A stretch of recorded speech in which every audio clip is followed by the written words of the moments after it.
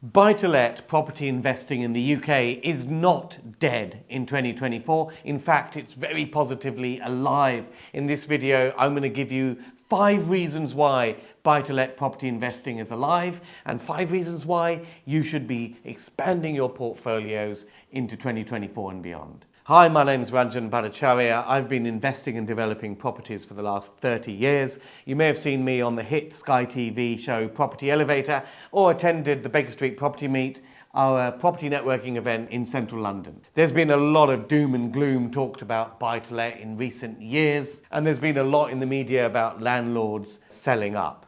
And I have been one of those people myself. I produced this video about 4 years ago, 3 reasons why buy-to-let is dead, which has got more than 120,000 views. You can watch that again if you want to. But I think a lot of those issues that I talked about in that video have pretty much been put to bed. The landscape is changing in a positive direction for buy-to-let investing, and I'm going to lay out 5 reasons why, and you're going to want to stay tuned for the final reason, the 5th reason, which is the killer reason why you're going to be wanting to expand your buy-to-let portfolios into 2024 and beyond.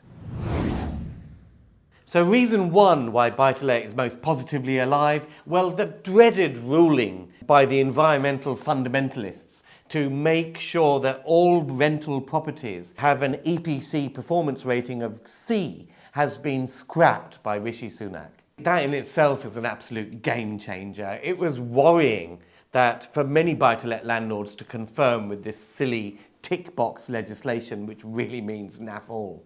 It meant that buy-to-let landlords with older properties in lower value areas had a huge bill to bring their properties up to energy performance C standards. The fact is that many properties, it's just simply uneconomic for landlords to make those upgrades. As a result, some landlords have even sold up because they were fearful of these changes coming into place. Now, there is going to be a review of what this EPC rating system actually means. And I feel there's a huge amount of gerrymandering that goes into coming up with these actual ratings themselves, and they're of limited use to the end occupier of the building. But what it was doing was having an impact on the availability of rental properties that are available up and down the country, particularly in low value areas where the properties are uneconomic to bring up to standard. This has been an issue even for newer properties. I mean, you may have a new building, a new property that was constructed, say, in 2015, but just because it was done to building regulation standards, it doesn't necessarily mean the energy performance rating is up to C grade. And that, of course, means costly upgrades. But that's scrapped. We don't have to worry about that. Thank you, Rishi Sunak. That's a big gift for buy-to-let property investors. I've got 4 more reasons why buy-to-let is most positively alive. But first, if you're new to this channel, make sure you subscribe, smash that bell icon so you're notified when we upload new videos. We upload at least 3 videos a week, all dedicated to keeping you on top of your property investing game. So the second reason why buy-to-let is alive is that the Section 21 abolition has been significantly watered down. Now, what does all that mean? Now, Margaret Thatcher brought in Section 21 notices back in 1985 when she brought in the Assured Short-Hold Tenancy Agreement. Now, up till 1985, doing buy-to-let or renting out property was a massive problem for landlords. Most people did not do it because there was massive uncertainty in how the property owner would get their property back. So to encourage a rental sector, a private rental sector, this is what Margaret Thatcher brought in 1985. Now, when you have a strong private rented sector, you also have a good economy, because labour force can move to wherever the work is. That is basically the logic of why a private rented sector is so important to UK PLC. And landlords being able to get their properties back is also critical to encouraging lenders that it's a safe environment in which to lend capital for landlords to actually buy these properties in the first place. So when Section 21 came in 1985, it was an absolute game changer. It meant that without giving any specific reason, the property owner could get their property back within 6 months. Now, there has been a lot of political debate about what they call no-fault evictions. So basically, the landlord just wants their property back. So I've got a slide up here which says what the government is now saying on Section 21 abolition, which is it'll not take place until we judge sufficient progress has been made to improve the courts. That means we will not proceed with the abolition of Section 21 until reforms to the justice system are in place. Now, that was a massive concern because at the moment it takes forever and a day to get things done through the courts, particularly to do with tenancies and the like. That sent shockwaves among landlords. A lot of people were considering selling up for that reason alone, but that is now not happening. Are you struggling to find your next commercial to residential conversion project? Well, over the next 2 years, virtually every UK bank branch will close. Banks are fabulous buildings in prime locations, and thanks to permitted development rights, they're really easy to convert to alternative uses under a light touch planning regime. My team have put together a list of over 500 UK bank branches which are poised for imminent closure. And for a limited period only, you can download this list absolutely free. Your next commercial property project is on this list, so download it now and enjoy the rest of the video. Reason number 3 is, of course, the massive uncertainty over what was going to happen with council tax banding on individual rooms has now been lifted. Now, Andrew and I broke this news on Property Breaking News. Got a link to that video there. You can watch the full version of that. But let me just summarise briefly what we talked about.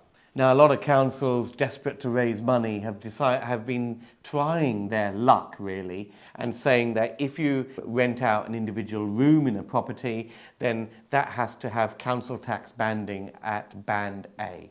So this obviously is good for the council. It's not great for the landlord, mainly in terms of the extra admin and the like, but it's also not good for the tenant because obviously they get those costs passed directly to them.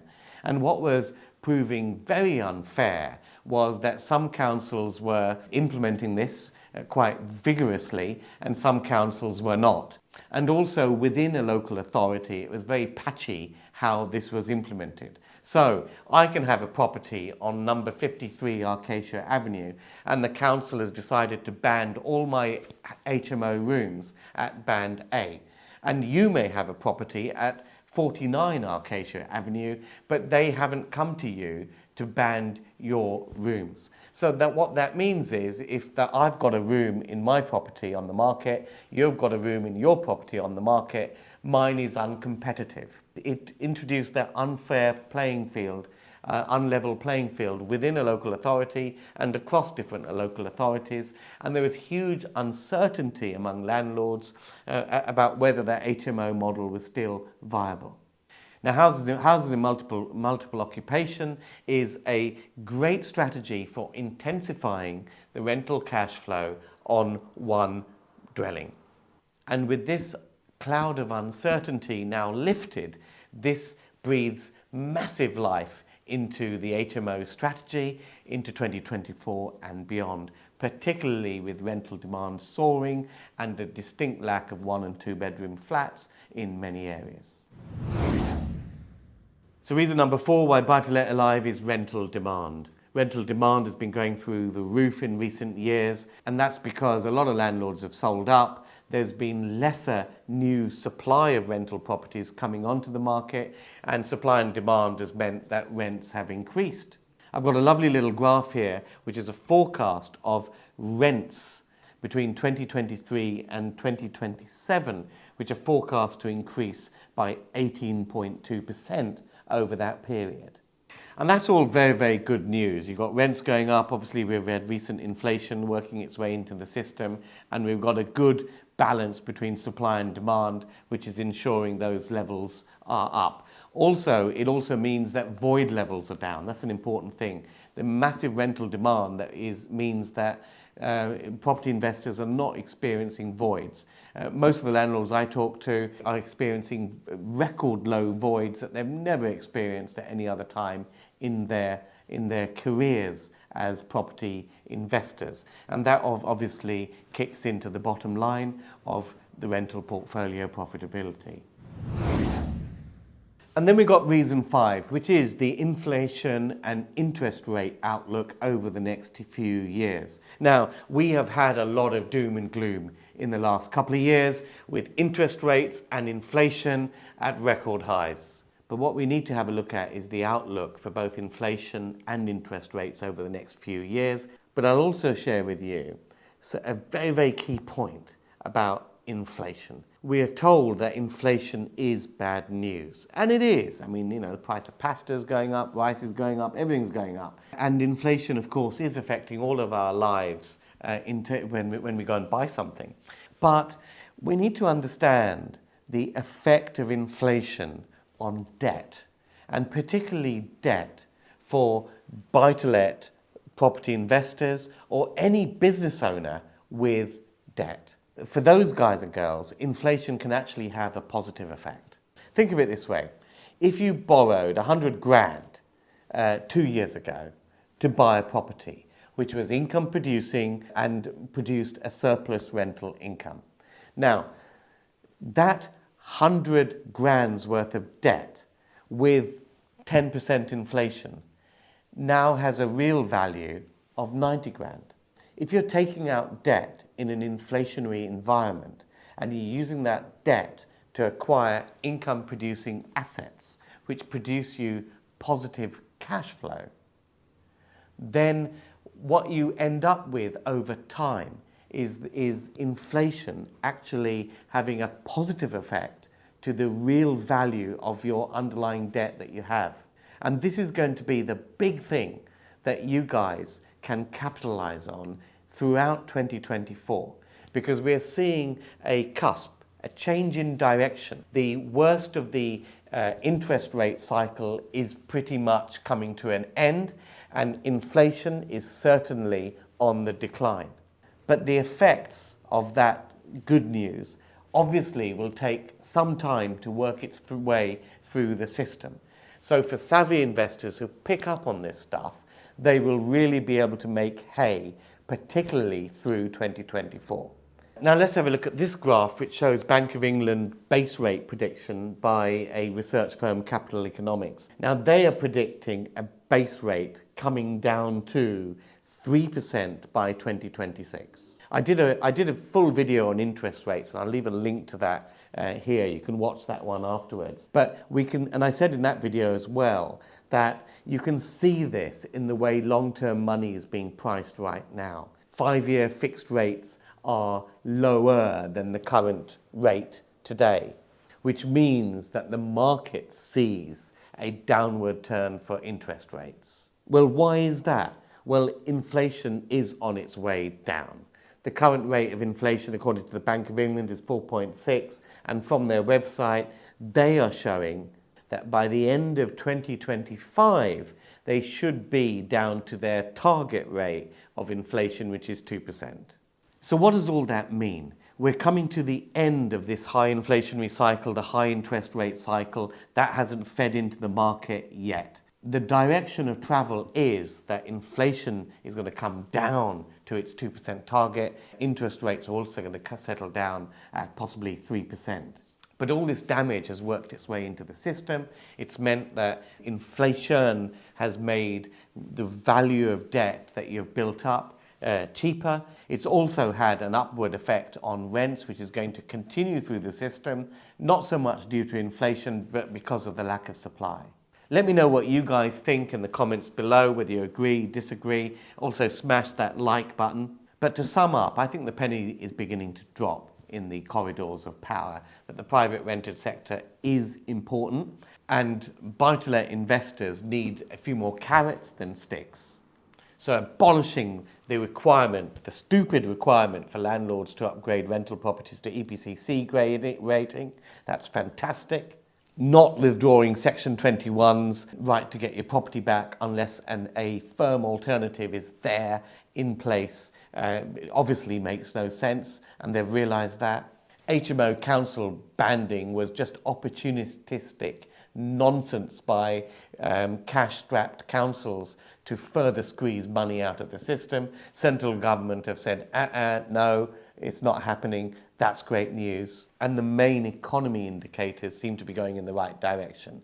Will we see price falls in 2024? I think so. I think that's still on the cards, 5 to 10%. But the other things that are happening that I've talked about in this video mean that you will be able to buy income generating properties, and that's what it's about. In times like this, it's the time to fill your boots with assets that generate you an income each and every month. And that's what we're going to be sharing with you on more videos like this. So make sure you subscribe and smash that bell icon, hit the like button, and see you guys in the next video. The Baker Street Property Meet is the UK's largest and #1 property investors networking event. The property market is going through monumental change right now, and at Baker Street Property Meet we aim to keep you up to date with the latest tips and tricks and insider tactics to help you keep on top of your property investing game and succeed in these troubled economic times. The Baker Street Property Meet is fundamentally about networking, because it's not what you know, it's who you know. And at Baker Street, we aim to connect you with the people to make your property journey a monumental success. There's no better place to be to further your property investment journey than the Baker Street Property Meet. So make sure you're here, you're connecting with myself and Andrew Roberts, our expert guest speakers, and 300 passionate property people each and every month. See you at the next meet. Get your spot at bakerstreetpropertymeet.com.